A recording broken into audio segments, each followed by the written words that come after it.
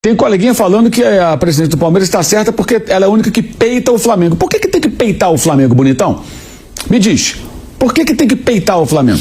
Não, porque aí o rapaz argumenta, né? Aliás, uma das coisas mais constrangedoras do ponto de vista jornalístico que eu vi nos últimos tempos. O rapaz coloca assim, não, de terno, lá todo de terno, assim, né? Os caras botam um terno, acho que não entendem de alguma coisa, sabe porra nenhuma de nada. Aí o cara chega e fala assim, não, porque... o Flamengo faz parte da Libra, a Libra existe para negociar os direitos, sim, existe, e aí que está a questão, amigo, mas o cara não sabe nada, não leu o estatuto claramente, não conhece a ação. O que acontece? Vou repetir aqui, já falei outras vezes, vou explicar. A Libra recebe o dinheiro da Globo. A divisão foi acordada da seguinte maneira, 40% em partes iguais para todos os participantes, 30% pelo desempenho no campeonato, tem lá um cálculo, né? E 30% pela audiência. E não se definiu quais seriam os critérios de aferição dessa audiência.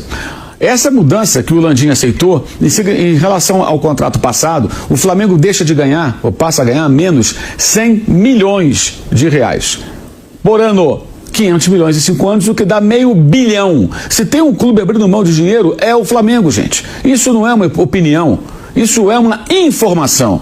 Eu gosto do informação ao nosso esporte. Tem gente que abandonou e tem gente que chegou para trabalhar que nunca fez isso na vida, não sabe o que é. Aí fala bobagem. Então o que acontece? Como não houve uma definição de como esses 30% seriam repartidos entre os clubes participantes dessa Liga, Libra, e ela resolveu fazer de uma maneira com a qual o Flamengo não concorda, porque ele perde mais dinheiro, o Flamengo entrou na justiça porque essa mudança, essa definição de como o rateio seria feito, segundo o estatuto, precisa de unanimidade. Unanimidade é todo mundo chegar a um acordo e concordar com aquele modelo. O Flamengo não concorda, não tem unanimidade. O Volta Redonda também não concordou. Então não tem unanimidade. E aí o Flamengo tentou em 2 ocasiões, informação do Rodrigo Matos, um diálogo para tentar chegar num acordo. Sérgio daqui, Sérgio dali e tal.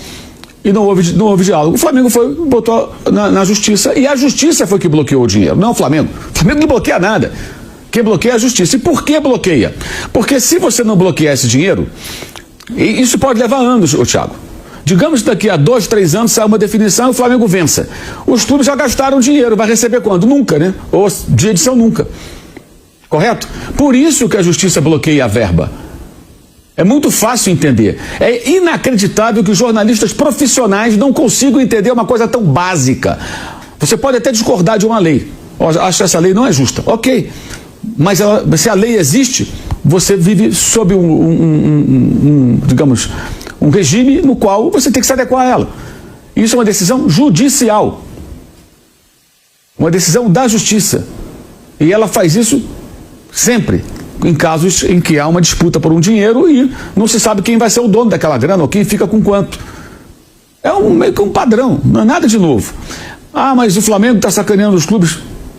Será que o Flamengo está sacaneando ou os clubes querem morder mais dinheiro que seria do Flamengo? Porque se é por audiência, aí ele mostra lá, o Jonas Lima na live lá com o Fabrício, mostra assim, os números de audiência do Flamengo, isso é um negócio devastador. Ele mostra, por exemplo, Flamengo e Ceará, domingo à tarde na Record, pay-per-view do Premier e Cazé TV.